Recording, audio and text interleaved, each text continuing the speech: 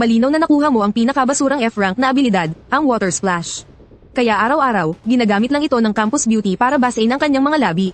Lahat ng kaklase mo ay tinatawanan ka at tinatawag na isang basura. Kaya naman sa gitna ng laban, walang pag-aalinlangan kanilang itinulak para gawing Pain. Pero sa sumunod na segundo, ikaw na dapat sanay Pain ay nagsimulang maghasik ng lagim. Ang lahat ng ito ay dahil nagising sa iyo ang All Things Ascension System. Inangat nito ang dating walang kwentang Water Splash at ginawang Super SSS rank na abilidad, ang puot ng Diyos ng Karagatan. Sa sandaling ito, ang malakas na hangin ay may dalang mabigat na pakiramdam. Humahampas sa mga gibang pader ng abandonadong pagawaan ng bakal. Isang malakas na puwersa ang tumulak sa iyo na halos ikadapa mo. Gumulong-gulong ang mga maliliit na bato sa ilalim ng iyong mga paa. Na lumilikha ng nakakabinging, malutong na ingay. Pinanatili mo ang iyong balanse, at pinagpaygan ng kupas na manggas ng iyong uniforme. Tumingin ka sa madilim na pasukan ng pabrika sa iyong harapan. May kung anong bagay sa loob na gumagawa ng mababang tunog. Isang panginginig mula sa kaibuturan ng lalamunan. Mahina, pero sunod-sunod. Hindi bababa sa 10. Ang mga may pinakamababang abilidad ay dapat lang na maging Pain. Narinig mo mula sa iyong likuran ang mabagal at kampanteng boses ni Lin Shanjiao. Ang senyor ito ng pamilya Lin ng Jiangzhou ay pinaglalaroan ng isang magic staff na kulay pulang-pula. Ang nagliliyab na apoy sa dulo ng staff ay nagbigay liwanag sa mapanuyang ngisi sa kanyang mga labi. Isang Tier 2 na Fire Element Magic Staff. Pinakamataas na kalidad. Ang baston pa lang na yan. Sapat nang bumuhay sa isang ordinaryong pamilya sa loob ng 3 henerasyon. Pathfinder Team, sa posisyon. Sumigaw ng malakas ang Alipors na katabi ni Lin Shanjiao. Mga duwag, tingnan ninyong mabuti. Ito ang kahahantungan ng mga pinakamahihinang nilalang. 12 ng estudyanteng kasali sa combat assessment ang nakatayo sa likod ng safety line. Magkahalo ang emosyon sa kanilang mga tingin. Mayroong awa, mayroong pasasalamat. Nagpapasalamat na hindi sila ang itinulak palabas. Kawawa naman. F-rank, Water Splash. Isang abilidad na Pandora lang ang kayang gawin. Narinig ko na kulelat daw siya noong awakening ceremony 1 buwan na ang nakalipas. Kaya diresto siyang inilagay sa bait class. Ang bait class naman talaga ay para maging tagasalag ng panganib para sa mga tunay na mandirigma. Wala nang magagawa kung siya ang napili. May mga bulong na pumapasok sa iyong tainga. Ngunit nagbingi-bingihan ka. Dumukot ka ng isang barya mula sa bulsa ng iyong pantalon. Kinakalawang, at may kantab na ang mga gilid sa kapupudpod.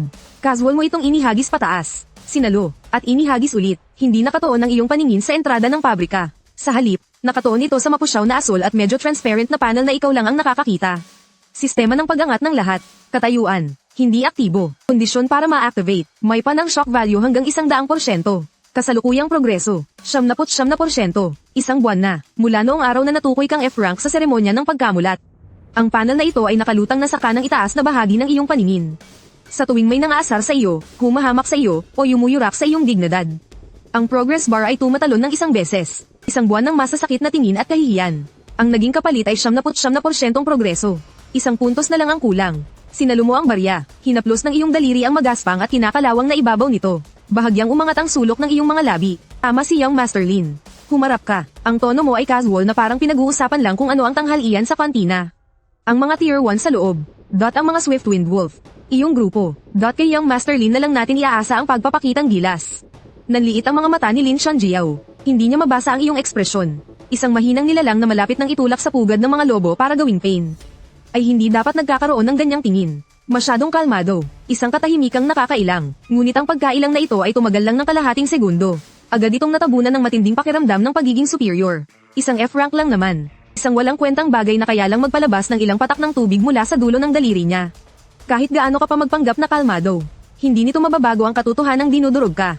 Tama na ang Saturday. Itinago ni Lin Shanjiao ang kanyang magic staff. Tinuro ng kanyang baba ang pabrika. Pumasok ka, team. Nadetect ang matinding pangmamaliit mula kay Lin Shanjiao. Shock points plus 10. Bahagyang gumalaw ang numero sa panel. Hindi nagbago ang 79%. Bahagya kang napakunot ng noo. Tandaan, kinakailangan para sa activation, 10,000 puntos. Pero hindi man lang gumalaw ang progress bar. Mabilis mong sinulyapan ang linya ng maliliit na kulay abong letters sa ilalim ng panel. Hindi mo ito napansin noon. Ang kabuoang shock points na kailangan para sa activation ay 10,000 puntos. Kasalukuyang naipon, 9,910 sa 10,000. Ang natitira para sa activation, 70 puntos, hindi 1 puntos, kundi 70 puntos. Natahimik ka ng 2 segundo. Ama naman ang ipinapakitang 79% sa progress bar. Pero ang katumbas ng 79% ay 9,900 puntos. Idagdag mo pa ang 10 puntos kanina. 9,910 puntos na ngayon. Kulang pa rin ng 70 puntos. Base sa karanasan nitong nakaraang buwan, ang pangmamaliit ng isang ordinaryong tao ay nagbibigay lang ng 1 hanggang 5 puntos kada beses. Ang matinding pangmamaliit mula sa isang senyoritong tulad ni Lin Shanjiao ay 10 puntos lang ang bigay. 70 puntos, kung aasa lang sa panlalait ng iba. Kailangan mo pang tiisin ang higit 10 beses na ganito. Pero kung nagbato-bato ka ng barya, habang nakatingin sa mga matang lobo na kumikinang ng berdeng ilaw sa kalaliman ng pabrika, naging makahulugan ang ngisi sa iyong mga labi. Paano kung makagawa ka ng isang bagay na lubhang nakakagulat? Ano na, galaw? Bakit nakatunganga ka pa dyan? Tinulak ka na naman ng alipors. Hindi ka lumaban. Nagpatangay ka sa tulak at pumasok sa pabrika. Umalingaw-ngaw ang mga yapak mo sa abandonadong lugar na puno ng mga bakal. May ilang malalaking butas sa simboryong nasa itaas. Ang kulay abong liwanag ng langit ay humihiwa at bumubuo ng mga haligi ng ilaw, na nagbibigay liwanag sa magkakasalubong at kinakalawang na mga riles sa ibaba. May masangsang na amoy na bumabalot sa hangin. May maririnig na mabababang ungol mula sa lahat ng direksyon. Pinalilibutan ka na nila. Mahigit 10 pares ng kumikinang na berdeng mata ang kumikislap sa dilim. Unang antas na halimaw, lobo ng sigwa. Hindi gaanong kalakasan kung nag-iisa. Pero kapag nagtulungan na ang buong grupo, kahit ang isang ikalawang antas na awakened ay mababakbakan ng balat kapag nag-iisa. Umikot mula sa gilid si Lin Shanjiao kasama ang 4 niyang tauhan. At pamwesto sila sa isang magandang lokasyon. Hinampes niya ang kanyang tungkod sa lupa. Sumiklab ang apoy, at nagliwanag ang buong lugar. Aba, nakapalibot na pala silang lahat. Bahagyang ngumiti si Lin Shanjiao. Sinulyapan kanya, ang target ng mga lobo. Huwag kang matakot, tumayo ka lang dyan at huwag kang gagalaw. Akitin mo lang sila. Ako na ang bahala. Salamat, young Master Lin. Nakatayo ka sa paanan ng pader na bakal. Nakasandal ang likod mo sa malamig na pader na bakal. Sinsero ang tono mo. Gumalaw ang unang lobo ng sigwa. Sa isang iglap, bumilis ang kulay abo nitong anyo. Nababalot ng mapusyaw na berdeng mga talam ng hangin. At diretsong sumugod sa lalamunan mo. Napakabilis. Hindi ka tumakbo, ni hindi ka man lang nagtaas ng kamay. Bahagya mo lang itinagilid ang iyong ulo. Lumagpas ang tingin mo sa sumusugod na lobo. At napunta sa isang madilim na sulok sa di kalayuan. Doon, may isang presensya doon na napakatago. Hindi ito halimaw, tao, at napakalakas. Bumalik ang atensyon mo sa iyong harapan. 10 sentimetro na lang ang layo ng mga kuko ng lobo sa lalamunan mo. Dahan-daang itinaas mo ang hintuturo ng iyong kanang kamay. Sa dulo ng daliri mo, isang patak ng tubig ang nabuo. Maliwanag, maliit, at hindi kapansin-pansin. F-rank na abilidad. Tilamsik ng tubig. Biglang tumilapon ang patak ng tubig. Walang ingay, walang bakas. Sobrang bilis. Sakto itong tumama sa tear duct ng kanang mata ng Gale Wolf. Biglang naliit ang balintataw ng lobo. Dahil sa biglaang hapdi, lumihis ito sa huling 10 sentimetro. Ang ulo nito ay malakas na bumangga sa pader na bakal sa likuran mo. Gumawa ito ng isang malagapak na tunog. Agad itong nawalan ng malay. Ang buong pangyayari ay wala pang 1 segundo. Ang nakatagong presensya sa dilim ay panandali ang nagpakita ng bahagyang pagbabago. Matalas ang iyong pandinig. Narinig mo pa nga ang isang boses na halos hindi marinig sa sobrang hina. Boses ng isang babae, malamig, may bahid ng pagkagulat, hindi ka lumingon. Isang halos hindi mapansing ngiti ang sumilay sa iyong mga labi. Sa panel, tahimik na gumalaw ang mga numero. Ding, nadetect ang bahagyang pagkagulat mula sa isang hindi kilalang tagamasid. Shock value plus 5. Kasalukuyang total, 9,915 sa 10,000. Natitira, 85 puntos. Hindi sapat, malayo pa sa sapat, pero ayos lang. Ibinaba mo ang iyong daliri, at muling samandal sa pader na bakal. Tumingin ka kay Lin Shanjiao sa kabilang banda na nagbubuga ng apoy at nagpapakitang gilas. Ang magandang palabas ay ngayon palang nagsisimula. Samantala, matapos talunin ni Lin Shanjiao ang ikatlong Gale Wolf, lumingon siya at sinulyapan ka na nakatayo pa rin malapit sa pader. Isang masamang tingin ang gumuhit sa kanyang mga mata. Ibinaba niya ang kanyang boses, at may ibinulong sa kanyang alalay sa tabi niya. Tumango ang alipors. Mula sa kanyang damit ay may kinuha siyang isang maliit at selyadong porselanang bote. Nakaukit sa bote ang isang marka ng bungo. Pulbos pang-akit ng halimaw, isang ipinagbabawal na gamit na espesyal na ginagamit para umakit ng matataas na antas ng mga halimaw. Dinilaan ni Lin Shanjiao ang kanyang mga labi. Napako ang tingin niya sa likod ng iyong uniforme. Ang gusto niya ay hindi lang ang gawin kang pain. Ang gusto niya ay ang baryang iyon. Ang kinakalawang na baryang iniwan ng mga magulang mo. Ayon sa impormasyon ng pamilya Lin, ang baryang iyon ay nagtatago ng isang kakaibang klase ng alon ng enerhiya. Isang mahinang F-class. Anong karapatan niyang magmay-ari ng ganoong bagay? Mas mabuti pang maglaho na lang. Sinensyasan ni Lin Shanjiao ang kanyang alipors. Naintindihan agad ng alipors ang ibig niyang sabihin. Tahimik siyang lumapit sa direksyon mo. Samantala, nakasandal ka pa rin sa pader. At walang pakialam na inihahagis-hagis ang barya. Umikot ang barya, gumuhit ito ng isang arko sa hangin. Ang ibabaw nitong puno ng kalawang, sa salamin ng liwanag ng apoy, ay bahagyang kumislap ng isang kulay asul na liwanag na hindi galing sa kalawang. Kumislap ito at agad na nawala. Walang sino man ang nakapansin. Nilamon ng apoy ang huling Gale Wolf. Ibinaba ni Lin Shanjiao ang kanyang tungkod at tumayo ng tuwid. Agad siyang pinalibutan ng mga alipors para purihin siya. Ang lakas niyo, young Master Shanjiao. Talagang mabangis ang A-class na apoy. Ito ang tunay na henyo. Hindi tulad ng iba dyan, na marunong lang magtago sa isang sulok at manginig sa takot. Sadyang napatingin sa iyo ang nagsasalita. Nakayupyok ka sa tabi ng Gale Wolf na nawalan ng malay. At sinusundot-sundot ang tenga nito ng may interes. Xiao Leduo, nagpalit ng ekspresyon si Lin Shanjiao at lumapit sa iyo na may pag-aalala sa mukha. Hindi ka naman natakot kanina, di ba? May isang lobo na sumugod dyan sa pwesto mo. Hindi ko na napigilan. Hindi ka naman nasugatan, di ba? Ayos lang, Boss Lin. Tumayo ka, at pinagpaygan ng alikabok sa iyong mga tuhod. Yung lobo, kusa itong bumangga sa pader at nawalan ng malay. Siguro masyadong mabilis ang takbo kaya hindi nakapreno. Siya mismo ang bumangga sa sarili niya. Tumawa ang Alipors. Ang swerte mo naman. Hindi umimik si Lin Chanjiao. Wala siyang pakialam. Isa lang namang first stage na Windwolf yun. Kahit na pinalad kang makaiwas. Ano naman ang mababago niyan? Ang mga susunod na plano. Yun ang mahalaga. Mga tol, magpahinga tayo ng 5 minuto. Pag-ulong na utos ni Lin Chanjiao sa kanyang mga Alipors. Susunod, pupunta tayo sa pinakasentrong bahagi. Habang sinasabi niya iyon, isang Alipors ang tahimik na pumunta sa likuran mo. Hawak ng kanyang mga daliri ang takip ng isang bote na gawa sa porselana. Dahan-dahan niya itong pinahit. Isang pulbos na halos hindi mapansin ang kumalat sa hangin. At eksaktong damaykit ito sa loob ng kwelyo sa likod ng iyong school uniform. Pulbos na pang-akit ng halimaw. Walang kulay, walang amoy. Pero naamoy mo. Isang napakahinang amoy na parang lanza at matamis. Tila pinaghalong amoy ng lumang enerhiya at kung anong uri ng mineral. Sinulyapan mo sa gilid ng iyong mata ang kamay ng Alipors habang binabawi niya ito. Pagkatapos ay tinignan mo ang peking pag-aalala sa mukha ni Lin Chanjiao. Malinaw na malinaw sa isip mo ang lahat. Tahimik na nakalagay sa iyong panel ang ilang numero. Kasalukuyang shock value, 9,915 sa 10,000. Natitira, 85 puntos. Hindi masyadong tataas ang puntos sa simpleng pangmamaliit lang. Pero paano kung ang mga susunod na mangyayari ay sapat? Para maging madrama, hindi ka gumawa ng ingay. Hindi mo sila binuking. Mapagkumbaba ka lang na sumunod sa grupo. Papunta sa sentrong bahagi, may tamang-tamang kaba at kaduwagan sa kanyang mukha. Todo bigay sa pag-arte, sa isang madilim na lugar. Si Su Qinggan ay bahagyang nakayuko sa isang bakal na biga, 30 metro ang layo. Dahan-daang iwinawagayway ng hangin ang leleyan ng kanyang itim na tactical na coat. Siya ang lihim na tagabantay na ipinadala ng militar. Iyong ginawa mo kanina, ang pagpapatama ng patak ng tubig sa mata ng lobo para mabulag ito. Kitang-kita niya, medyo interesante. Iyan ang dalawang salitang pagsusuri na ibinigay ni Su Qinggan sa kanyang isipan.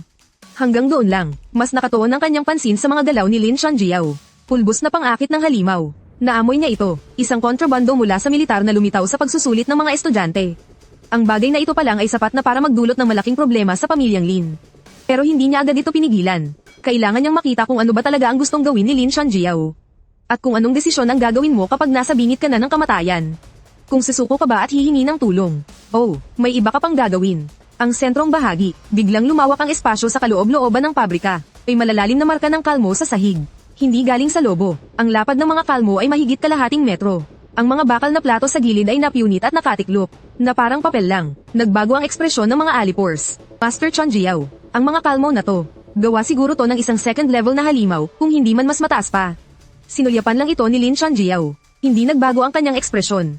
Anong kinatatakot nyo? Iilang nakatakas na second level na basura lang naman ang natitira. Kaya ko na tong tapusin mag-isa. Habang sinasabi niya ito, sadya man o hindi, napasulyap ang kanyang mga mata sa kwelyo mo sa likod. Ang epekto ng pulbos na pang-akit ng halimaw ay nangangailangan ng 15 minuto para tuluyang kumalat. Itong minuto pa lang ang nakakalipas. Kapag naging epektibo na ng husto ang pulbos, ang amoy mo ay magiging parang isang signal flare. Aakitin nito ang lahat ng halimaw sa loob ng 3 milya.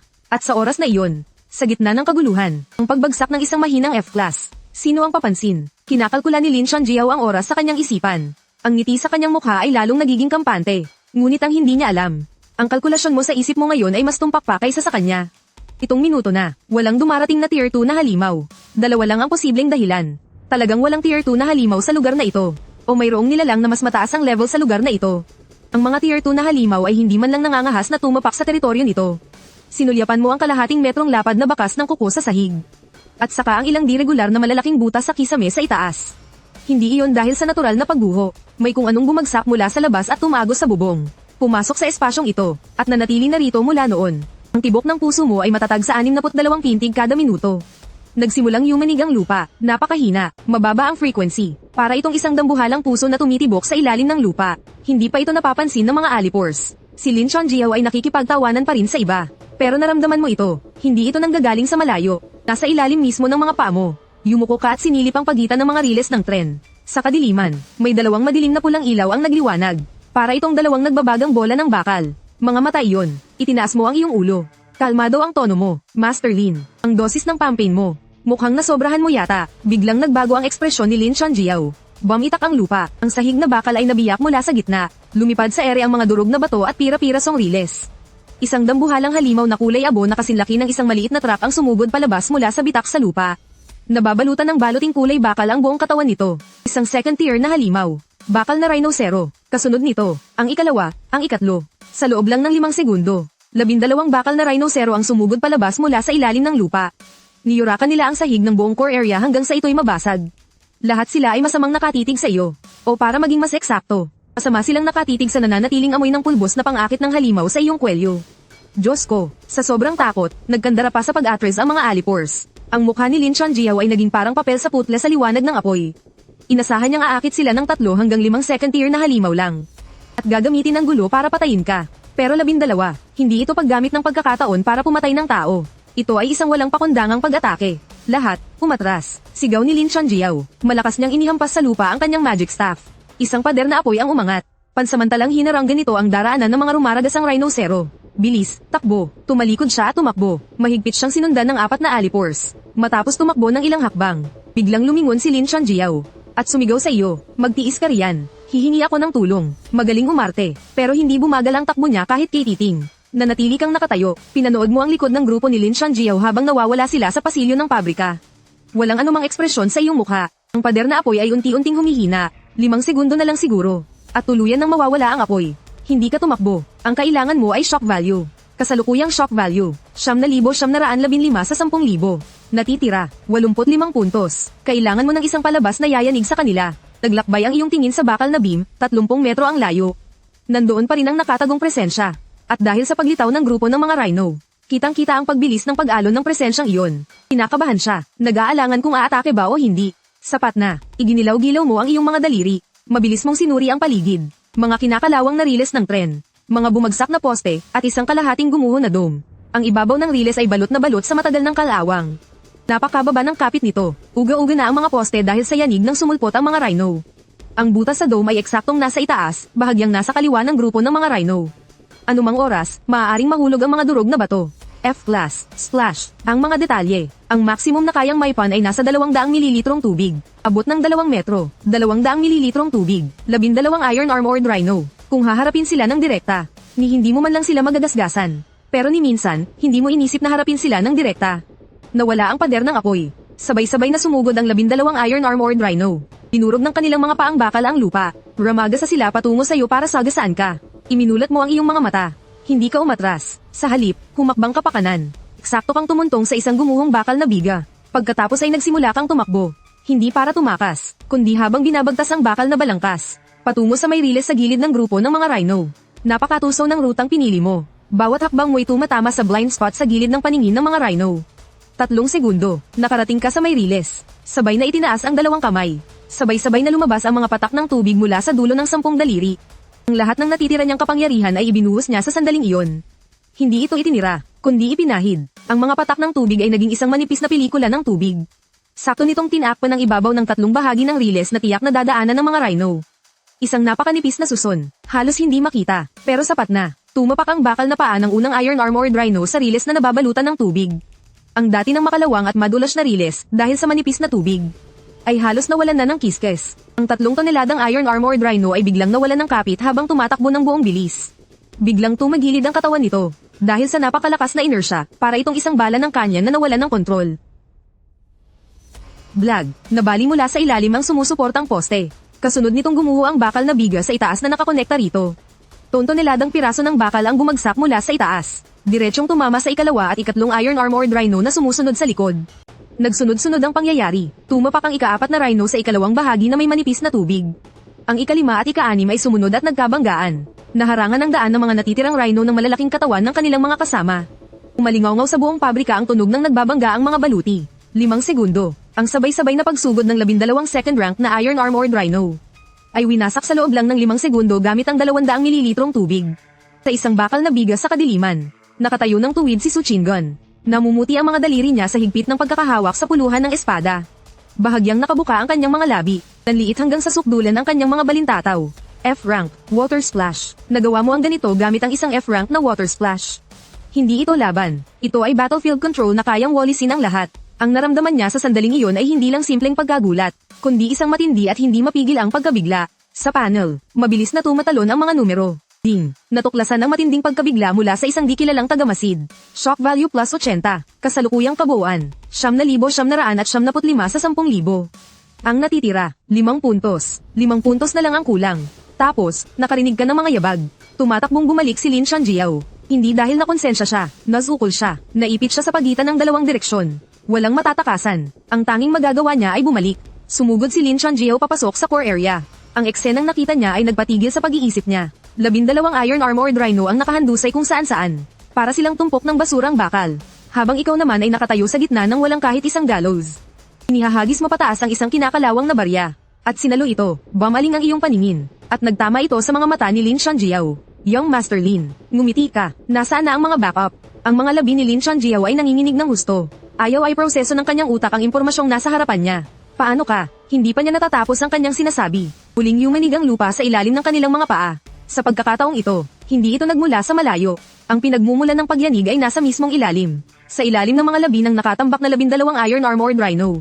Sa mas malalim pang parte ng lupa, isang nakakasakal na pulang-pulang masamang enerhiya ang bumulwak mula sa mga siwang ng lupa. Ang huling buong bahagi ng kisame sa dome, dinurog mula sa loob ng isang higanteng pulang-pulang kamay. Ang mga piraso ay bumagsak na parang malakas na ulan. Sa gitna ng alikabok at usok, isang dambuhalang anino ang nahulog mula sa butas sa dome. Lumagapak ito sa lupa. Sa lakas ng yumanig, halos madulas ang lahat. 5 metro ang taas. Ang buong katawan nito ay nababalutan ng magaspang na balat na kulay dark red. Ang pulang-pulang mga mata nito ay walang mga balintataw. Tanging purong kasamaan lamang. Isang halimaw na nasa tuktok ng tier 3 at lord level. Isang uhaw sa dugong demonyong bakulaw. Ang absolutong hari ng mga guhong ito. Dumulas ang tungkod ni Lin Shanjiao mula sa kanyang kamay. Wala na siyang lakas para man lang yumuko at pulutin ito. Yumuko ang demonyong bakulaw. Sinuyod ng mga pulang-pula nitong mata ang buong paligid. Pagkatapos, iniunat nito ang isang kamay. At sinunggaban ng alalay na pinakamalapit dito. Walang oras para sumigaw. Nagsara ang mga daliri. Sumabog ang isang gininto ang ulap ng liwanag. Sa wakas ay muling nakapagsalita si Lin Shanjiao. Isa iyong paos at walang hugis na sigaw. Nakatayo ka 15 metro ang layo. Nakatingala sa 5 metrong taas na halimaw na ito. Tahimik na kumikislap ang mga numero sa panel. Kasalukuyang shock value, 9,975 sa 10,000. Natitira, 5 puntos. Ang tibok ng puso mo ay nananatiling 62 kada minuto. Umiikot ang isang barya sa pagitan ng iyong mga daliri. Isang bahagyang asol na liwanag ang kumislap. Nakatuon na sa iyo ang tingin ng demonyong bakulaw. Hindi binigyan ng demonyong bakulaw ang sino man ng oras para mag-react. Binuhat nito ang pangalawang alalay. At inihampas sa riles ng tren. 2 riles na bakal ang nabali. Ang katawan ay naging isang malabong masa na hindi na makilala. Sa wakas ay bumigay na rin ang 2 natitirang alalay. Kumari pa sila ng takbo. Itinagilid ng demonyong bakulaw ang ulo nito. Pinili nito ang nasa kaliwa. Sa isang hakbang lang, tinawid nito ang 15 metrong distansya. Bumagsak ang dambuhalang palad. Gumuho ang lupa at lumikha ng isang hukay na may 2 metrong lalim. Lumingon ito. Ang mga pulang-pula nitong mata ay nakatutok na kay Lin Shanjiao. Huwag. Huwag kang lalapit. Nagkikinigkigan ang mga ngipin ni Lin Shanjiao. Mas malakas pa ang panginginig ng apoy sa dulo ng tungkod kaysa sa kanyang kamay. Alam niyang walang kwenta ang tumakbo. Isa akong Class A. Ako ang tagapagmana ng pamilyang Lin. Pumatungal si Lin Shanjiao. Itinaas niya ang kanyang tungkod sa itaas ng kanyang ulo. Ang buong kapangyarihan sa kanyang katawan ay mabilis na pumasok sa tungkod. Isang daluyong ng apoy na may diametrong 2 metro. Diretsyong tumama sa dibdib ng demonyong unggoy. Humayo ka, nang mawala ang usok at alikabok. Nakatayo pa rin ang demonyong unggoy sa kinatatayuan nito. Ang maitim na pulang balat sa dibdib nito ay hindi man lang nagbago ng kulay. Yumuko ito at sinulyapan ang sariling dibdib. Pagkatapos ay tumingala ito at sinulyapan si Lin Shanjiao. Ang ekspresyon nito ay para bang nagsasabing, iyon lang. Biglang nanliit ang mga mata ni Lin Shanjiao. Itinaas ng demonyong unggoy ang paa nito. At ibinagsak ito. Nabasag ang tungkod. Kasama ang kanang kamay ni Lin Shanjiao na nakahawak dito. Bumaon ang mga ito sa lupa. Ang kamay ko. Napasigaw sa sakit si Lin Shanjiao at bumagsak sa lupa. Nangingisay ang buong katawan. Isang mainit na likido ang kumalat mula sa kanyang pantalon. Kumalat sa hangin ang masangsang na amoy ng ihi. Itinaas ng demonyong unggoy ang isa pa nitong kamay. At ibinagsak ito patungo sa ulo ni Lin Shanjiao. Ngunit sa sandaling iyon, isang sinag ng nagyayelong asol na liwanag ang biglang lumabas mula sa isang bakal na biga na 30 metro ang layo. Tumalon pababa si Su Qinggan mula sa kanyang pinagtataguan. Bamuka sa hangin ang kanyang itim na trench coat. Hawak sa bawat kamay ang isang high-frequency vibrating blade. Gamit ang buong lakas, ibinagsak niya ito sa may gulugad sa likod ng demonyong unggoy. S-class na kakayahan, nagyayelong hiwa. Sa sandaling damaykit ang talam sa balat. Isang patong ng yelo ang nabuo sa likod ng demonyong unggoy. At pagkatapos ay huminto, naramdaman ni Su Qinggan ang isang nakakapangilabot na puwersang tumulak pabalik. Nakaramdam siya ng matinding sakit sa kanyang kamay. Isang gintong enerhiya ang damaloy pababa sa puluhan. Isang puting marka, ang buong lakas na paghiwa mula sa 2 S-class na high-frequency vibrating blade. Ay nag-iwan lang ng isang napakalabong puting marka na halos hindi makita sa likod ng tier 3 na peak level na lord. Lumingon ang demonyong unggoy, isang paalang na paglampas ng braso. Sinalag ni Su Qinggan gamit ang kanyang 2 mag-cross na espada. Isang malagang nakalabog, tumilapon ang kanyang katawan, malakas na tumama ang kanyang likod sa mga guho ng pugon na 30 metro ang layo. Naiupi ang bakal na pader ng pugon na animoy hugis tao. Dumulas siya pababa mula sa yupi, at lumuhad sa sahig. Itinusok niya ang dalawang espada sa lupa para pilit na suportahan ang kanyang katawan. Walang tigil ang pag-agos ng gintong liwanag mula sa gilid ng kanyang bibig. Isang S-class elite ng militar. Malubhang nasugatan sa isang iglap. Ang kawalan ng pag-asa ay parang tinunaw na bakal na pumuno sa dibdib ng bawat isa. Muling ibinaling ng demonyong bakulaw ang atensyon sa una nitong target. Ikaw, nakatayo ka pa rin sa layong 15 metro. Ang iyong posture ay parehong-pareho noong bago pa lumitaw ang demonyong bakulaw. Nakasandal ang likod sa pader na bakal. Ang barya sa iyong kamay ay umiikot-ikot sa pagitan ng iyong mga daliri. Tibok ng puso, 62. Tahimik na umiilaw ang mga numero sa panel. Kasalukuyang shock value, 9,000, 995 sa 10,000. Natitira, 5 puntos. Itinaas mo ang iyong ulo. Lumagpas ang iyong tingin sa demonyong bakulaw. At napatingin kay Suchingon na nakaluhod sa di kalayuan. Sa kanyang mga matang kulay yelong asul, mayroong isang emosyon na pamilyar sa'yo. Hindi takot, kundi ang hindi pagtanggap. Ito ay ang purong desperasyon na kahit ibigay mo ang lahat, wala ka pa ring mababago. Takbo, bumigkas ng isang salita si Suchingon. Halos hindi marinig ang paus niyang boses. Nagsimula nang humakbang ang demonyong bakulaw papalapit sa'yo. Itinago mo ang barya, at pinagpaigan ng alikabok sa iyong uniforme. Huwag kang magmadali, hindi malakas ang iyong boses. Ngunit malinaw na malinaw nitong tinagos ang lahat ng alingaw at panaghoy. Pagkatapos ay humakbang ka mula sa pagkakatakip ng pader na bakal. Naglakad ka papalapit sa demonyong bakulaw. Biglang nanlaki ang mga mata ni Suchingon. Isang F-rank, sa harap ng isang third-tier pick na lord. Kusa siyang sumugod. Sa sandaling iyon, lahat ng kanyang pagsasanay, lahat ng sentido komon, lahat ng karanasan niya sa digmaan, ay hindi maipaliwanag ang eksenang nasa harap niya. Lumaktaw ng isang tibok ang puso sa kanyang dibdib. At pagkatapos ay kumabog ito ng malakas. Sa panel, kumislap ang huling numero. Ding, nadetect ang matinding kawalan ng pag-asa ni Suchingon. Shock value plus 50, kasalukuyang naipon. 10,045 sa 10,000. Natugunan na ang mga kondisyon para sa activation. Ang sistema ng sublimation ng sanlibutan ay opisyal nang na-activate. Ang mapusyaw na asul na panel sa iyong harapan ay sumabog sa isang kalawakan ng gininto ang liwanag.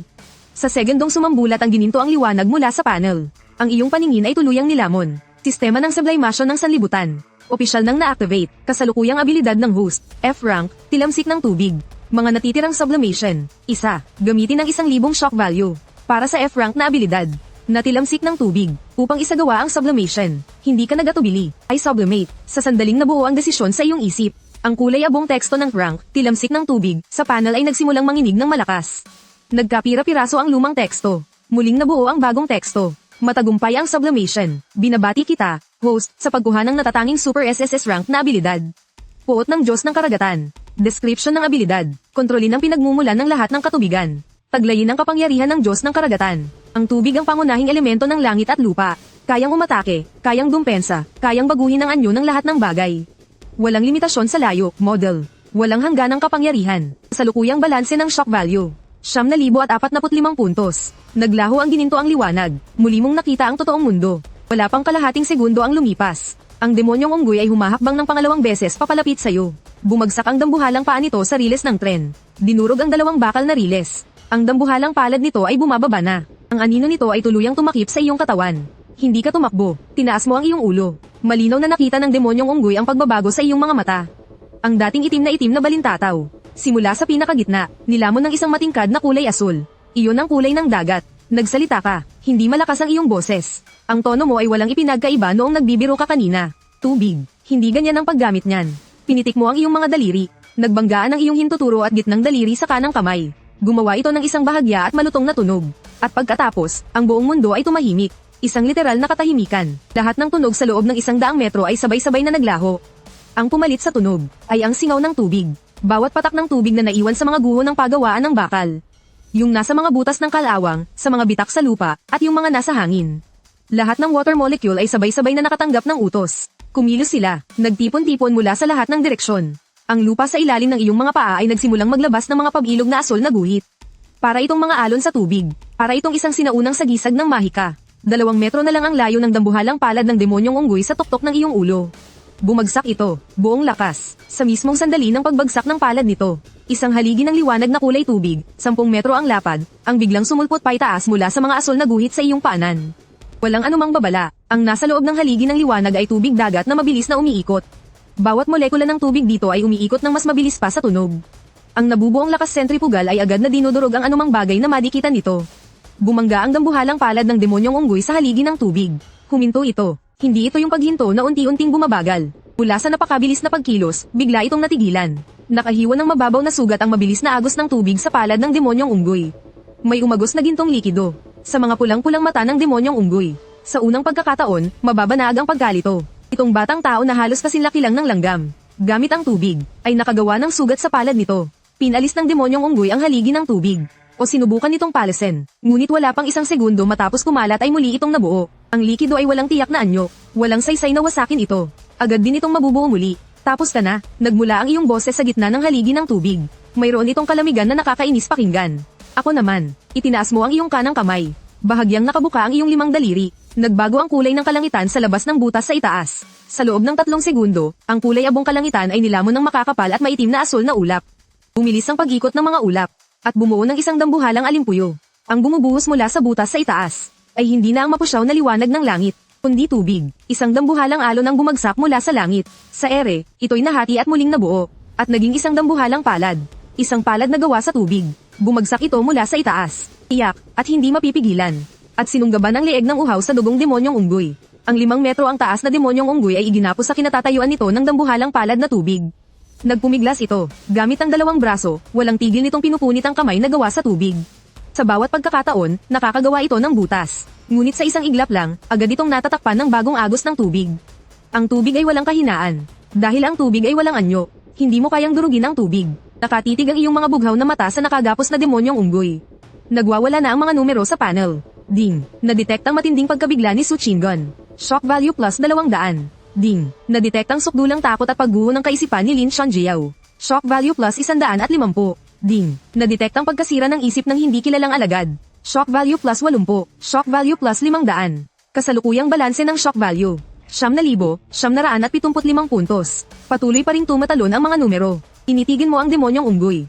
Hinihintay mo itong matapos magpumiglas. Humihina na ang lakas ng pagpupumiglas ng demonyong unggoy. Hindi dahil sa pagsuko, kundi dahil sa patuloy na paghigpit ng hawak ng dambuhalang kamay na gawa sa tubig. Pero hindi pa rin ito nawawalan ng sigla. Ang lakas ng buhay ng isang Peak Tier 3 Lord ay mas matibay pa kaysa sa kahit anong nakalaban mo na noon. Dahan-dahan lang, sabi mo sa iyong sarili. Ang tono mo ay parang naghihintay lang na kumulo ang isang takor ng tubig. Hindi sumuko sa pagpupumiglas ang demonyong unggoy. Ibinuka nito ang malaki nitong bibig, at bumuga ng isang pulang-pulang enerhiya. Balasak na shockwave, diretsyong tumama ang enerhiya sa dambuhalang kamay na tubig. Isang butas na may diametrong 3 metro ang sumabog sa ibabaw ng tubig. Pero ang butas ay nanatili ng wala pang 0.2 segundo. Agad itong tinabyo na ng tubig mula sa paligid. Itinagilid mo ang iyong ulo, at napansin ang isang detalye. Kasabay ng pagbuga ng demonyong unggoy ng balasek na shockwave. Ang madilim na pulang balat sa leeg nito ay naging maputlang pula mula sa matingkad na pula. Ginagamit nito ang sarili nitong asensya para lumaban. Ama na, inalis mo ang iyong kampanteng ekspresyon. Walang saysay kung patatagilan pa ito. Bawat segundong lumilipas, mas lumalala ang mga sugat ni Su Chingon. Pagkawatak-watak, 2 salita lang. Tumugon ang dambuhalang kamay na tubig sa utos na ito. Hindi paghigpit, hindi ito pagpisil, kundi paghiwa-hiwalay. Ang higanteng palad ay nagkawatak-watak sa loob ng 1 segundo at naging 10,000 maliliit na agos ng tubig. Bawat isa ay kasing kapal lang ng daliri, pero napakabilis ng pag-ikot nito na hindi masundan ng mata. Mga high-pressure water jet, mahigit 10,000 matatalim na agos ng tubig ang sabay-sabay na tumatagpas. Walang ligtas na anggulo, ang kulay dark red na balat ng halimaw na unggoy. Ang depensa nito, sa unang pag-ikot ng mga agos ng tubig, nahiwa ito ng 3 mm. Pangalawang ikot, 7 mm. Pangatlong ikot, tumagos na sa kalamnan. Ang halimaw na unggoy ay nagpakawala ng isang tunay na sigaw ng matinding sakit. Nagpumiglas ito ng buong lakas. Pero ang mga agos ng tubig ay hindi solido. Walang masisira ang mga suntok nito. Tumagos ang kamao nito sa mga agos ng tubig. Humawi ang mga agos ng tubig sa sandaling dumaan ang kamao. At muling nagsara pagkalagpas nito. Patuloy sa paghiwa, 3 segundo. Natanggal ang kanang braso ng halimaw na unggoy mula sa balikat nito. Hindi ito tinagpa. Ito ay sabay-sabay na hiniwa ng 10,000 agos ng tubig. Ang pagkakahiwa ay kasing presisyon ng isang operasyong siruhano. Nagbago ang tono ng sigaw ng halimaw na unggoy. Ang natira na lang ay ang takot sa nalalapit nitong kamatayan. 5 segundo. Tinapos ng mga agos ng tubig ang huling bugso ng atake. Iniluwag mo ang iyong kanang kamay. Sa sandaling nagsara ang iyong 5 daliri. Lahat ng agos ng tubig ay sabay-sabay na nagtipon. Saka sumabog. Isang ulan ng gintong liwanag ang pumuno sa kalangitan. Ang 3rd tier, peak lord level na bloodthirsty demonic ape, ay naduraj at naging hindi mabilang na mga tuldok ng liwanag. Ang ulan ng gintong liwanag ay kusa na lang lumihis 10 sentimetro ang layo mula sa iyong katawan. Nilagpasan ka, at bumagsak sa lupang nasa likuran mo. Napakalinis ng puting uniforme mo, nakakasilaw tingnan. Natahimik na ang core area. Isang tunay na katahimikan. Isang kristal na kasing laki ng kamao at kulay madilim na pula ang nahulog mula sa himpapawid. Tumalbog ito ng 2 beses sa lupa sa harap mo. At gumulong sa iyong paanan. Lord Crystal Core, yumuko ka. Pinulot mo ang Crystal Core. At isinilid sa bulsa ng iyong pantalon. Katabi nito ang kinakalawang na barya. Pagkatapos ay tumayo ka. Humarap ka kay Lin Chanjiao. Nakalupasay siya sa lupa. Ang mga piraso ng kanyang staff ay nakabaon pa rin sa kalamnan ng kanang kamay niya. Dilat na dilat ang kanyang mga mata. Ang kanyang mga balintataw ay kasing liit na ng dulo ng karayom. Lumapit ka sa kanya. Walang alikabok sa iyong uniforme. Walang pawis sa iyong mukha. Yumuko ka ulit. Naging kapantay ng tingin mo si Lin Chanjiao. Young Master Lin. Mas lalong nangatal ang panga ni Lin Chanjiao. Gumagalaw ang kanyang bibig, pero puro walang kahulugang pantig lang ang lumalabas. Ay, hindi pala masama yung beast luring powder. Casual lang ang tono mo. Sa susunod, tandaan mong magdala ka rin ng sarili mong lunas. Paano kung hindi ka makatakas? Sa wakas ay nakabuo rin ng isang buong pangungusap si Lin Chanjiao. Guni-guni, matinis at nanginginig ang kanyang boses. Isa itong guni-guni, F-rank ka. Paanong posible para sa isang F-rank na splash na tulad mo? Itinaas niya ang kanyang kaliwang kamay na walang pinsala, at malakas na sinampal ang sariling mukha. Umalingaw-ngaw ang malutong na tunog sa paligid. Hindi ito panaginip, isa pang sampal. Imposible. Anong sinabi sa intelligence report ng pamilyang Lin? Isang mahinang F-rank. Tinitigan mo siya ng 2 segundo. Saka ka tumayo, model. Tigilan mo na, mamamagalang ang mukha mo. Pagkasabi mo niyan, hindi mo na tiningnan si Lin Chanjiao. Tumalikod ka at naglakad palapit kay Su Qingun. Ang shock value sa panel ay patuloy pa ring tumataas. Nakaluhod pa rin si Su Qingun sa isang tuhod. 2 vibration blade ang nakasaksak sa lupa. Ito na lang ang tanging sumusuporta sa kanya. Maikli at mababaw ang kanyang paghinga. Pero nagniningning ang kanyang mga mata. Ang kanyang mga matang kulay yelo na asul ay nakatitig sa iyo habang papalapit ka. Napakaraming emosyon ang naglalaro sa loob nito. Pagkagulat, pagkalito, pagsusuri, ang kapangyarihan mo, hindi F-grade. Nagsalita siya, paus ang kanyang boses, pero malinaw at direkta. Huminto ka sa layong 3 hakbang mula sa kanya. 10 minuto ang nakalipas, ganoon pa nga. Sandaling natahimik si Su Qingun. Mayroon siyang 100 tanong na gustong itanong. Ngunit ayon sa kanyang training, hindi ito ang tamang oras para mag-imbestiga. Gaano mo pa katagal kayang panatilihin ang kapangyarihang iyan? Tinanong niya ang pinakamahalagang bagay. Halos 30% ng reserbang kapangyarihan sa iyong katawan ang naubos sa laban kanina. Sapat na, 2 salita, tumango si Su Qingun, at pagkatapos ay gumawa ng isang desisyon. Mula sa panloob na bulsa ng kanyang windbreaker, kumuha siya ng isang compressed communicator. Pinindot niya ang pulang butones.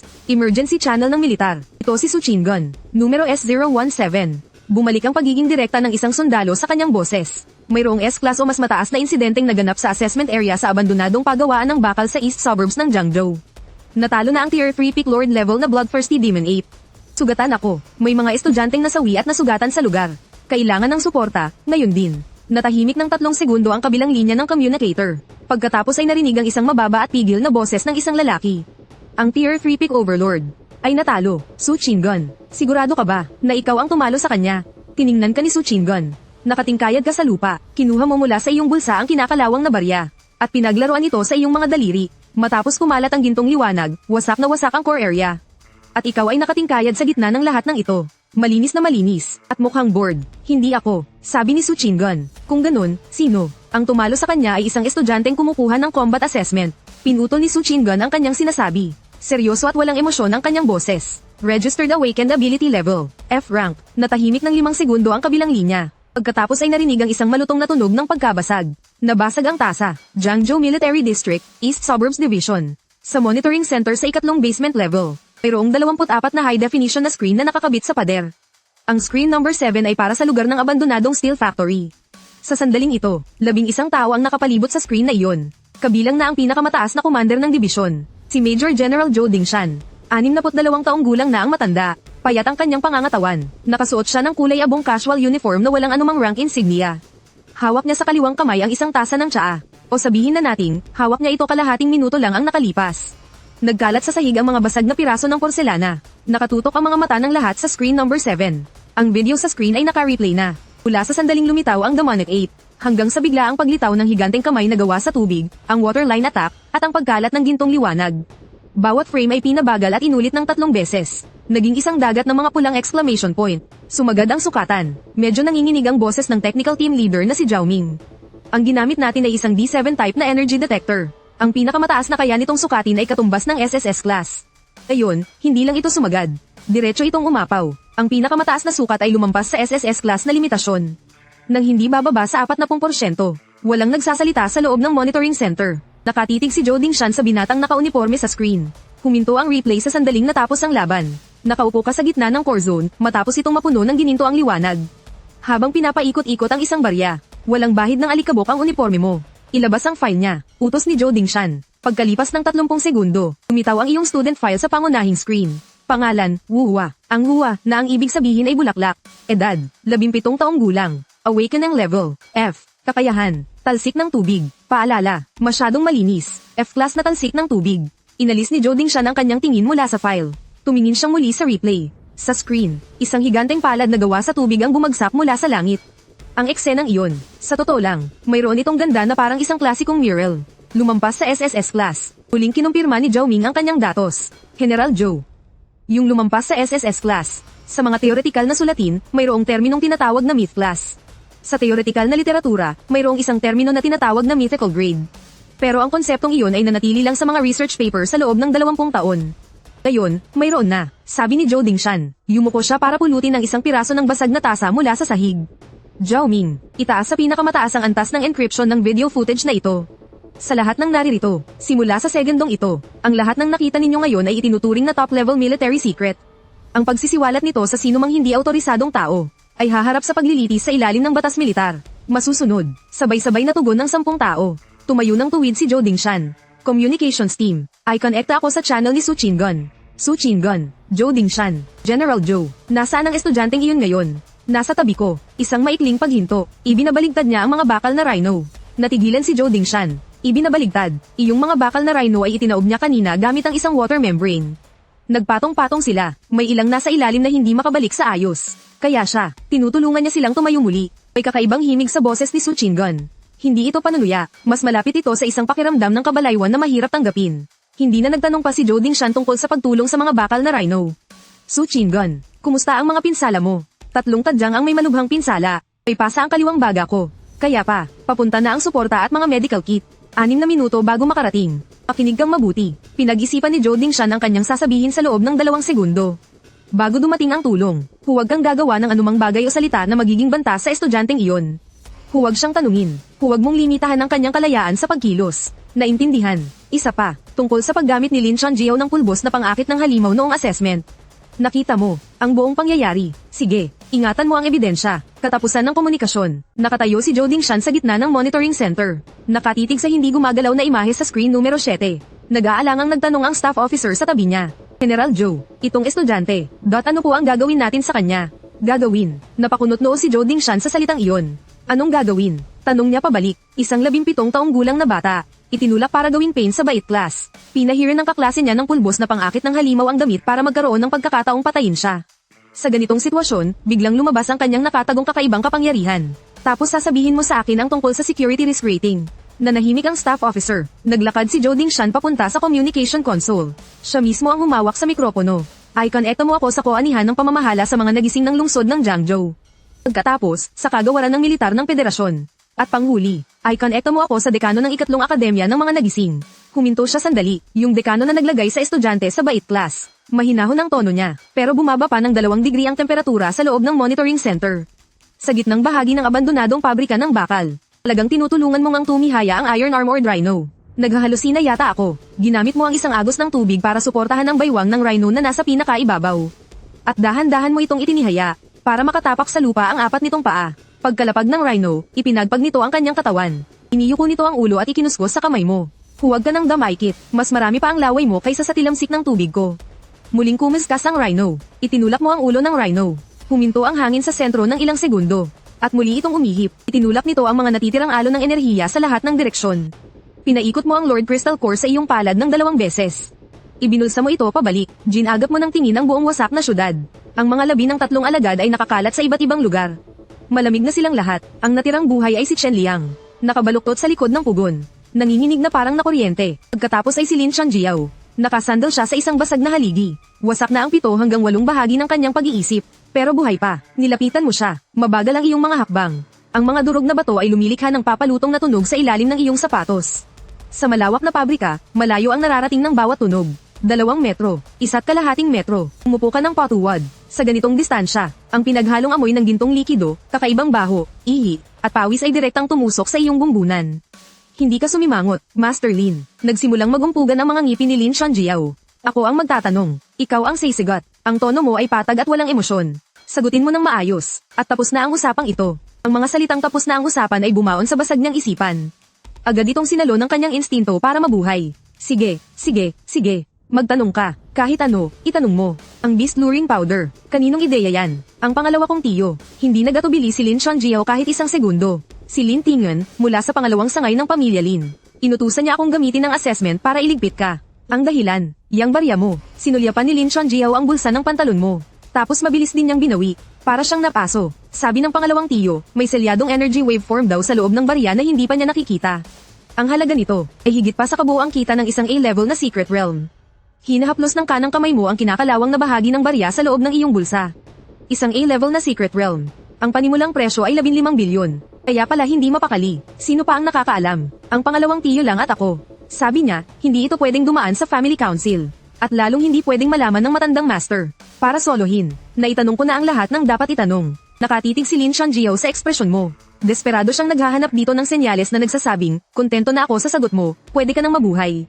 At nakita niya ito, o mas tamang sabihin na, inakala niyang nahanap niya ito. Bahagya mong iginalaw ang gilid ng iyong labi, mukhang napakabanayad ng ngiting iyon. Le, Boss Le, inamin ko na ang lahat. Sagad na ang boses ni Lin Chonjiao. Pakawalan mo na ako, tutulungan kitang labanan ng pangalawang tiyo. Kaya ko ring ibigay sa'yo ang mga yaman ng pamilya Lin. Itinaas mo ang iyong kanang kamay. Ang kamay na iyon ay walang namumuong tubig. Nakabuka ang 5 daliri, at marahang damapo sa tuktok ng kanyang ulo. Napakagaan ng puwersa. Tinandaan ko ang lahat ng sinabi mo. Ang boses mo ay mas mahina pa kaysa sa iyong palad. Malaking tulong. Salamat, ha. Nalito si Lin Chonjiao sa salamat na iyon. Ngunit ang mga susunod niyang sasabihin ay hindi na niya kailanman nabigkas. Damay kitang dulo ng iyong kanang hintuturo sa balat sa likod ng tainga ni Lin Chonjiao. Isa sa mga pinakamahinang bahagi ng ulo. Namuo ang isang hibla ng tubig. 0.08 mm ang diametro. Mas makitid pa sa pinakamanipis na hibla ng buhok ng tao. Pumasok ang hibla ng tubig sa pinakasentro nito. Malubhang tinamaan ang vital point niya. Nanigas ang mga balintataw ni Lin Chonjiao sa huli niyang naguguluhang tingin. Nakatigil ang kanyang bibig na bahagyang nakabuka. Hindi bumagsak ang kanyang katawan. Sinasalo siya ng poste at ng riles ng tren. Ang posture niya matapos mawalan ng buhay ay walang ipinagkaiba noong siya'y buhay pa. Ang buong proseso ay hindi humabot ng kalahating segundo. Inatras mo ang iyong kamay. Isang pitik ng iyong hinlalaki. Nahulog ang patak ng tubig mula sa dulo ng iyong daliri sa siwang ng mga durog na bato. Pagkatapos, ang paglilinis, yumuko ka. Dinampot mo mula sa lupa ang isang piraso ng madilim na pulang energy fragment na kasinlaki ng buko ng daliri. Isiniksik mo ito sa sugat sa itaas ng kanang sentido ni Lin Chonjiao. Ang sugat na iyon ay galing sa tumalsik na bato nang sumugod palabas ng lupa ang demonyong bakulaw. Pagkatapos may pasok ang energy fragment. Ang anggulo ay nakahilig ng 20 degree, mas mataas sa labas at mas mababa sa loob. Perpektong tumugma sa trajectory ng isang mabilis na tipak na tumalsik dahil sa bugso ng pagsabog. Malinaw ang dahilan ng pagkamatay. Lohikal ang trajectory. Sapat ang pisikal na ebidensya. Pasado, naglakad ka papunta sa likod ng pugon. Nagsiksik si Chen Liang na parang isang bola ng laman. Yakap-yakap ang kanyang ulo. Pumupulikat ang bawat kalamnan niya. Hoy, napaigtad si Chen Liang. Mula sa siwang ng kanyang mga braso, sumilip ang isang matang puno ng ugat. Wala akong gagawin sa'yo. Bumaba ka sa harap niya. Mamaya, kapag dumating ang militar para magtanong, sabihin mo lang ang totoo. Nasa gitna kayo ng assessment nang makaharap ninyo ang isang tier 3 na halimaw. Si Officer Su Chingun at kayo ay nagtulungan para pigilan ito ng sandali. Nagtago lang ako sa sulok at walang ginawa. 2 beses nang inuya ni Chen Liang sa isip niya ang bawat salita. Tungkol naman kay Lin Chonjiao, inuso mo ang direksyon ng riles. Habang lumalaban, nataman siya sa ulo ng energy fragment mula sa demonyong bakulaw. Ikaw mismo ang nakakita. Tinitigan ka ni Chen Liang ng 3 segundo. Saka siya tumango. Sa tindi ng bilis, halos mabali na ang leeg niya. Huwag masyadong halata. Tumayo ka. Sa kalagayan mo ngayon, normal lang na mautal ka kapag nagsasalita. Kapag sumobra ang arte mo, lalo ka lang mabubuking. Bumagal ang pagtango ni Chen Liang. Ding. Natukoy ang sukdulang takot at pagsuko ni Chen Liang. Shock value plus 35. Baryaman sa paningin, may halaga pa rin. Umalikod ka, at sumulyap pabalik sa direksyon ni Su Chingun. Nakasandal siya sa mga guho ng pugon. Hinubad niya ang kanyang windbreaker at ginawang sapin sa likod niya. Lumapit ka. Mula sa mga nagbagsakang kagamitan sa tabi, naghalungkat ka at nakahanap ng isang medyo malinis na bakal na plaka. Ginawa mo itong isang simpleng plataporma. Pagkatapos ay lumikha ka ng isang dakot ng tubig mula sa hangin. Purong-purong tubig, sinala ang lahat ng dumi. Dinala mo ang tubig sa harap ni Su Chingun. Inumin mo. Pinanood ni Su Chingun ang bowl ang tubig na nakalutang sa ibabaw ng iyong palad. Saglit siyang nag-alinlangan. Yumuko siya at lumagok. Sa sandaling pumasok ang tubig sa kanyang lalamunan. Isang malamig na pakiramdam ang gumapang mula sa kanyang lalamunan hanggang sa dibdib. Ang tila tumutusok na sakit mula sa kanyang mga nasirang tadyang ay nabawasan ng halos 30%. Napasingkit ng bahagya ang mga mata ni Su Chingun. May epektong pampagaling ang tubig. Hindi rin ako sigurado. Tapat mong sinabi. Kakakuha ko lang na kapangyarihan. Hindi ko pa tapos basahin ang manual. Tinitigan ni Su Chingun ang iyong mukha ng 3 segundo. Napakabata ng mukhang ito, ang itsura ng isang 17 anyos. Ang mga guhit ng kanyang mukha ay hindi pa tuluyang nakakaalis sa pagiging binatilyo. Sa totoo lang, Xiao Lei daw ang pangalan mo. Sabi ni Su Chingun. Hindi iyon patanong, yung pagtilamsik mo ng tubig sa mata ng lobo kanina. Sinadya mong ipakita sa akin. Hindi ka tumutol. Bakit? Kailangang may magulat. Masyadong maikli ang sagot na iyon. Pero sapat na ang laman yun para mapatahimik si Su Chingun ng ilang segundo. Mula sa malayo, narinig ang ugong ng Elise. 6 na military transport helicopter ang mababang lumipad mula sa hilagang silangan. Ang liwanag mula sa searchlight ay dumapli sa mga guho at wasak na pader ng abandonadong pabrika ng bakal. Bumukas ang pinto ng cabin. Gamit ang mga fast rope, nagsibabaan ang mga sundalo ng Special Forces na nakasuot ng itim na tactical gear. Naunang dumating ang medical team. 2 military medic ang tumakbo papalapit kay Su Chingun. Suwabe at mabilis nilang binuksan ang first aid kit. Isang grupo naman ang sumugod papunta kay Lin Shanjiao. Hindi na sinasampal ni Lin Shanjiao ang sarili niya. Nakasukot siya sa tabi ng riles ng tren. Tulala ang kanyang mga mata. Sinuri ng medic ang kanyang sugatang kamay. Pagkatapos, tinutukan niya ng flashlight ang kanyang mga balintataw. Tumingon siya sa kapitan at sumenyas. Mental trauma. Kailangan siyang unahing ilikas. Ang nag-iisang alipors na nabuhay ay kinalagkad palabas mula sa likod ng pugon. Masyado na siyang matagal na nakabaluktot na parang hipon. Nanigas na ang kanyang mga braso at binti. Ang mga labi ng 3 alipors ay isinilid sa mga itim na bag. Isang koronel ang on-site commander. Inikot niya ang sentro ng lugar. Tinitingnan ng mga nagkalat na piraso ng enerhiya sa lupa at ang malaking butas na may diametrong 2 metro. Pabago-bago ang ekspresyon sa kanyang mukha. Naglakad siya papalapit sa iyo. Nakaupo ka sa isang platform na gawa sa bakal. Isang barya ang pinaiikot-ikot mo sa iyong mga daliri. Hindi na malayan, ang 12 iron armored rhino ay kusa ng bumuo ng isang kalahating bilog. At ikaw ang nasa gitna. Hindi ito pagkubkob, mas parang pagbabantay. Tumigil ang koronel 3 metro ang layo. Sabay-sabay na lumingon sa kanya ang 12 rhino. 24 na maliliit na pulang mata ang magkakasabay na tumitig sa kanya. Palunok ng laway ang koronel. Xiao Le Duo. Sinikap ng koronel na maging palakaibigan ng tono ng kanyang boses. Ako si Zhao Xing mula sa sangay ng east suburb ng rehiyong militar ng Jiangzhou. Pinapanta ako ni General Zhou para sunduin ka. Bahagyang huminto ang kamay mong nagpapaikot ng barya. Saan niyo ako dadalhin? Sa branch. Dagdag ni Zhao Xing. Hindi ito interogasyon. Sabi ni General Zhou. Iniimbitahan kanyang magtsaa. Tinitigin mo siya ng 2 segundo. Pwede bang isama rin ang mga rhino na to? Lumingon si Zhao Xing sa 12 armored rhino, na bawat isa ay may bigat na 3 tonelada. Sa kanya tiningnan ang sukat ng pinto ng transport helicopter. Magpapalam muna ako. Tahimik na nagbago ang mga numero sa panel. Ding. Nadetect ang bahagyang pagkadama ng kakatuwaan mula kay Colonel Zhao Xing. Shock value plus 15. Ibinulsa mo pabalik ang barya. Tumayo ka mula sa steel plate. Nakaupo ka sa loob ng transport helicopter. Nakasandal sa pader ng cabin. At nagsimulang umarte. Itinago mo ang lahat ng bakas ng iyong kapangyarihan. Itinakda mo ang dalas ng iyong paghinga sa 20 beses bawat minuto. Bahagyang nakaurong ang iyong mga balikat. Ang hintuturo ng iyong kanang kamay ay marahan at ritmikong tumatapik sa likod ng iyong kaliwang kamay. Ang imahe ng isang F-class na estudyante na nawalan ng kontrol sa kapangyarihan dahil sa matinding takot. Napansin ni Colonel Zhao Xing na nakaupo sa tapat mo ang iyong kalagayan. Hindi siya ang unang kumausap. Pagkalipas ng 14 na minuto, lumapag ang helicopter sa helipad ng silangang branch ng military district. Humawak ka sa gilid ng pinto ng cabin pagbaba mo. Medyo alanganin ang iyong paglakad. Hindi exaggerated, sakto lang. May naghihintay sa iyo sa helipad. Isang babaeng lieutenant colonel. Nagpakilala siya bilang si Fang. Dadalhin ka raw niya kay General Zhou. Ang lugar na pinuntahan ninyo ay hindi isang interrogation room. Isa itong ordinaryong tea room. Si Zhou Dingshan ay nakaupo sa kabilang dulo ng mesa. Mas payat siya, mas matanda, at mas ordinaryong tingnan kumpara sa inaasahan mong isang major general. Nakasuot ng kulay abong uniforme. Walang palatandaan ng kanyang ranggo. Maupo ka. Itinuro niya ang silya sa tapat niya. Umupo ka. Pinagsalinan kanya ng isang tasa ng tsaa. At itinulak ito palapit sa'yo. Inumin mo. Itinaas mo ito at humigop ng kaunti. Masarap na tsaa. Galing pa yan sa bayan namin. Hawak ni Zhou Dingshan ang sarili niyang tasa. Tinitingnan kanya sa ibabaw ng usok mula sa tsaa. Nanahimik siya ng halos 10 segundo. Grabe siguro ang takot mo, no? Pumili siya ng isang napakalumanay na panimula. Bahagyang nanginginig ang kamay mo. Sinadya mo. Binaba mo ang tasa. At pabulong na sinabi, medyo po, isang tier 3 overlord. Huwag mo nang pag-usapan ang mga estudyante. Kahit ang mga S-rank na nandoon ay hindi yun mapipigilan. Ang makaligtas ka, ay isang napakalaking bagay na. Opo, narinig ko mula kay Su Chingun. Nasa bingit ng kamatayan ay naglabas ka raw ng isang napakalakas na kakaibang kapangyarihan. Hindi ko rin po sigurado. Pinababa mo ng husto ang boses mo. At binagulan ang iyong pagsasalita. Noong mga oras na iyon, sumugod ang demonyong bakulaw. Nag-blunt ko po ang isip ko. Tapos, naramdaman ko na lang na may pumutok sa loob ng katawan ko. Hindi ko na po masyadong maalala ang mga sumunod na nangyari. Kailangang haluan ng katotohanan ang kasinungalingan. Ngayon, kaya mo pa bang gamitin ang kapangyarihang yon? Yumuko ka at tiningnan ang kanang kamay mo. Ibinuka mo ang iyong 5 daliri. Bahagya mong diniinan ang dulo ng iyong hintuturo. Walang nangyari. Wala na po. May tamang-tamang halo ng pagkalito at pagkadismaya sa boses mo. Parang, naubos na po yata. Tinitigan ni Joding siya ng kamay mo sa loob ng 3 segundo. Pagkatapos ay uminom ulit ng tsaa. Dahan-dahan lang. Pagkatapos magwala ng kapangyarihan, may panahon ng paghupa. Normal lang yun. Tumango ka. Alam niyong dalawa na umaarte ka lang. Pero walang sino man ang bumasag nito. Nang nasa 2 tasa na ng tsaa, may kumatok sa pinto ng 2 beses. Itinulak ni Lieutenant Colonel Fang ang pinto at pumasok. Medyo kakaiba ang itsura niya. Lumapit siya sa tabi ni Joding Shan.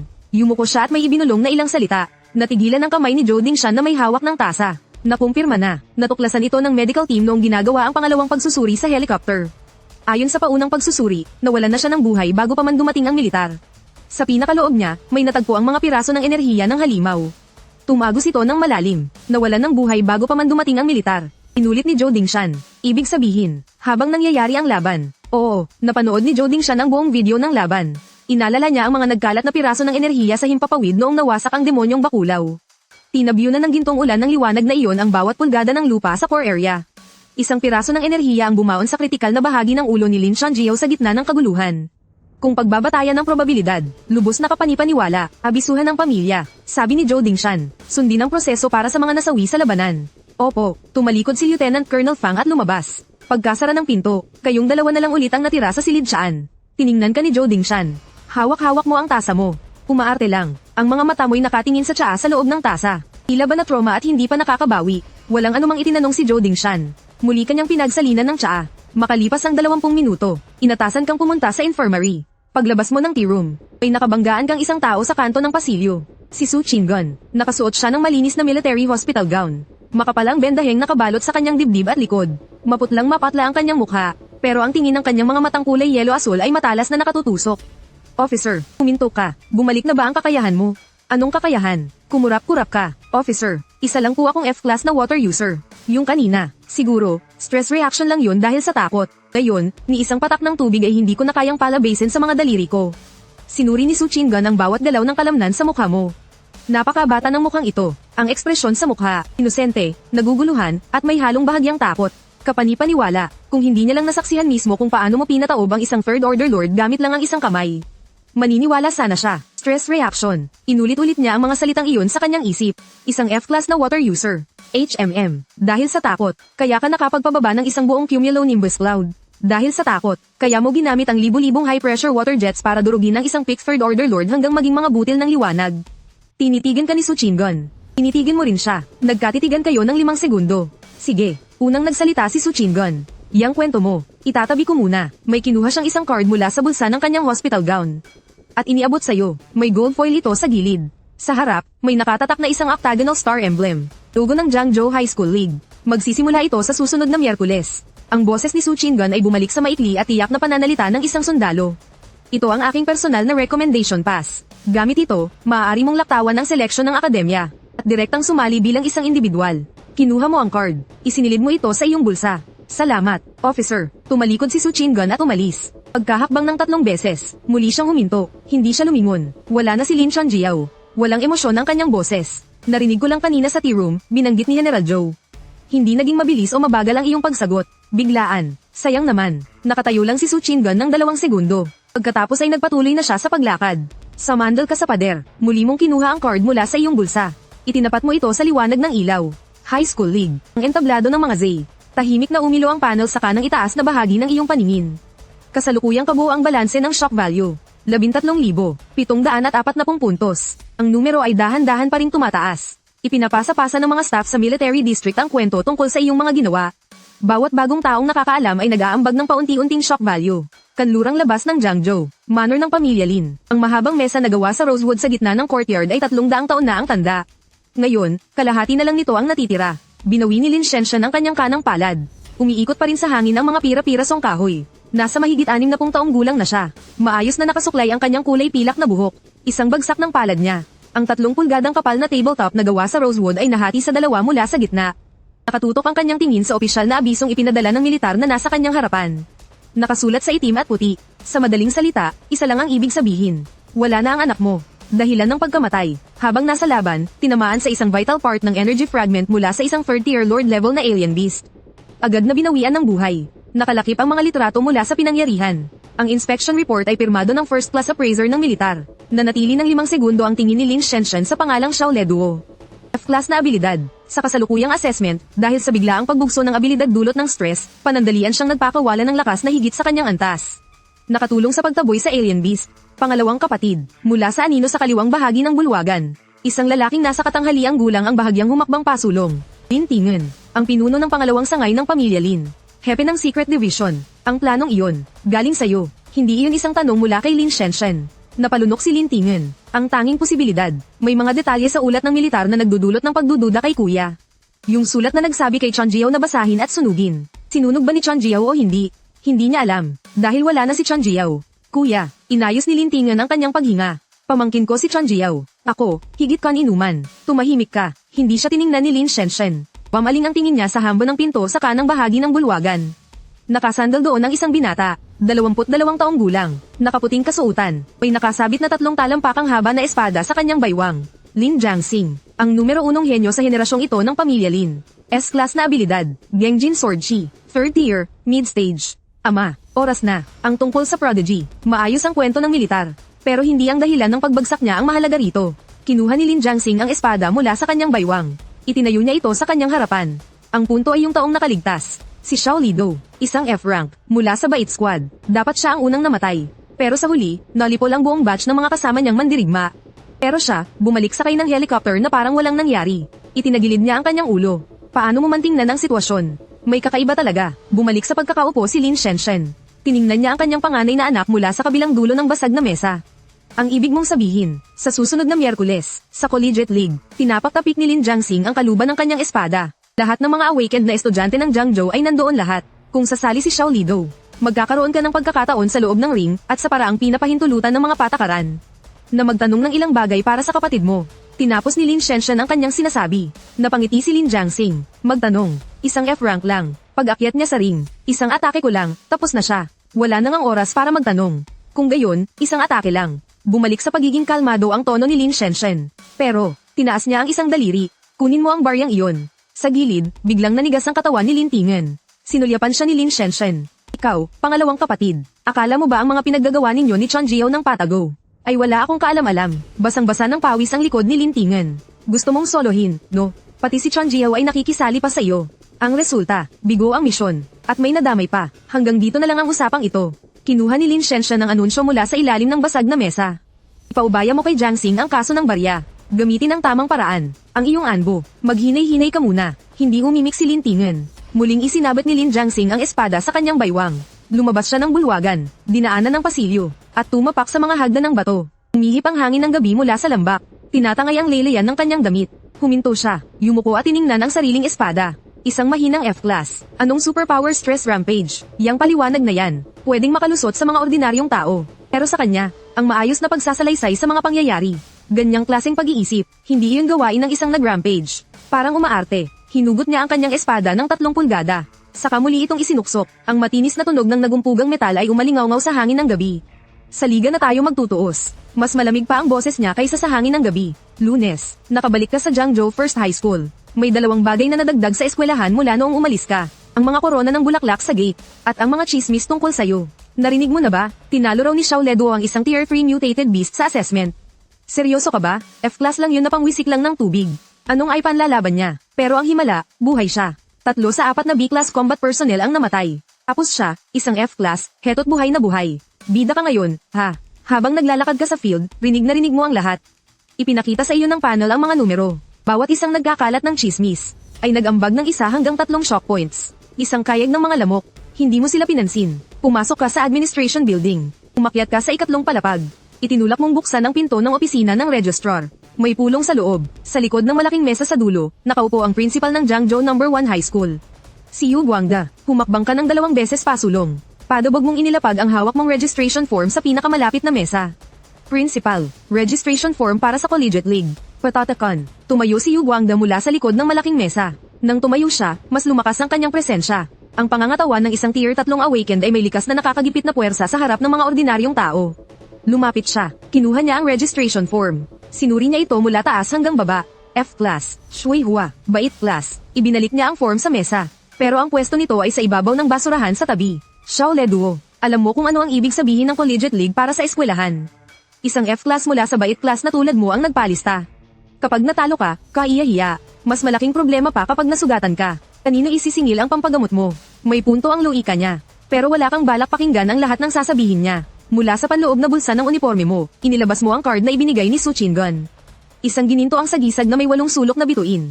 Ang personal na recommendation pass ni Major Su Chingon. Gamit ito, pwede mong lagpasan ang school selection.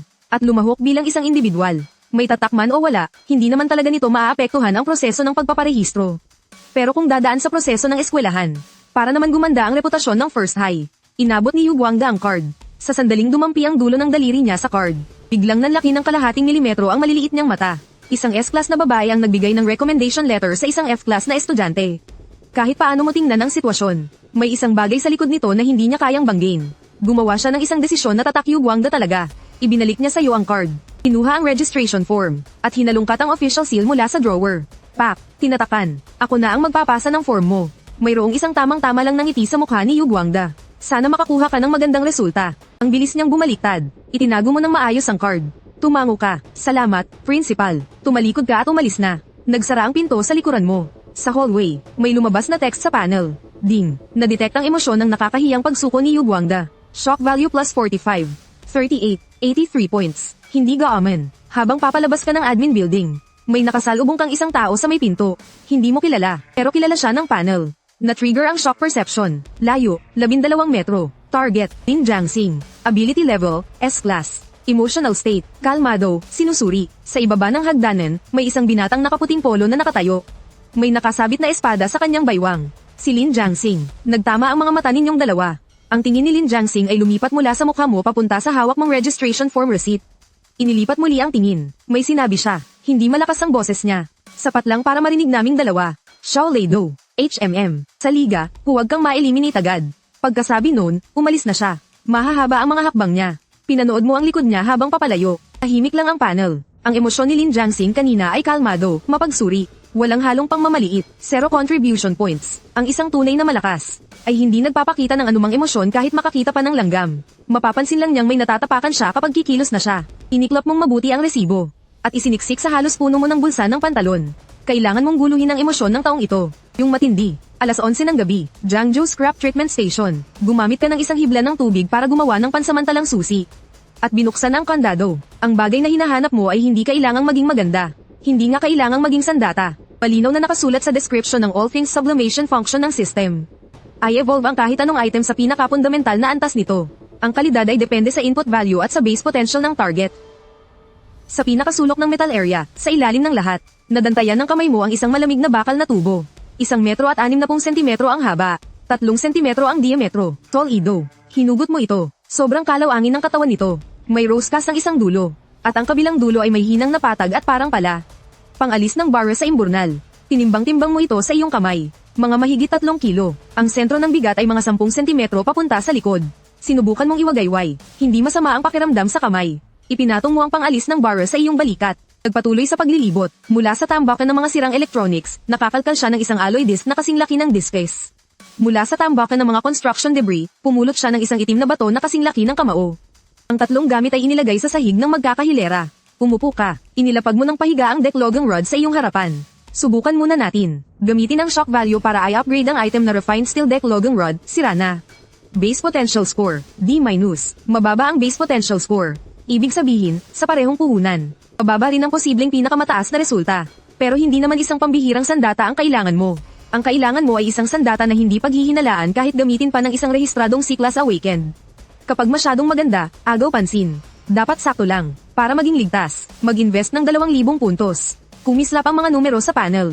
14, 210-12, 210. Nagsimula ang pagbabago sa magkabilang dulo ng Deklogang rod. Hindi natuklap ang kalawang. Pumasok ang kalawang mula sa labas patungo sa loob. Sinipsip, dinurog, at binuong muli ng isang kakaibang puwersa. Napupunan ang mga lubak sa ibabaw ng tubo. Ang kulay nito ay nagbago mula sa pagiging kulay kalawang at naging isang malamig na kulay asul-itim. 3 segundo. Nakahiga sa sahig ang isang asul-itim na metal rod na may habang 1.6 na metro.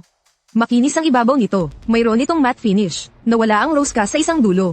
Yung dulo na parang pala na nakahinang sa kabila, ay naging isang istrukturang may 3 tallest. Isang trident. Upgrade. Kumpleto na. Pangalan ng item. Tinidor ng daluyong. Rank. C+. Materyales. Abyssal Refined Steel. 71% purity. Katangian isa. Water Affinity. Bumababa ng 15% ang pagkonsumo ng water type ability. Katangian dalawa. Matibay. Ang tigas ay 200% mas mataas kaysa sa mga armas na may parehong grade. Hindi ito kayang sirain ng mga ordinaryong B-grade na armas. Isang C dagdag grade na armas. Pero mayroon itong tigas na pangdepensa na katumbas o higit pa sa B-grade. Ibig sabihin, kapag nakikipaglaban sa mga B-grade o kahit A-grade na manlalaro sa liga, malalaman ng kalaban na kapag tinamaan nila ang armas mo, hindi nila ito kayang tag-in. Makatwiran, malalaman ng kalaban na kapag tinamaan nila ang armas mo, hindi nila ito kayang tag-in.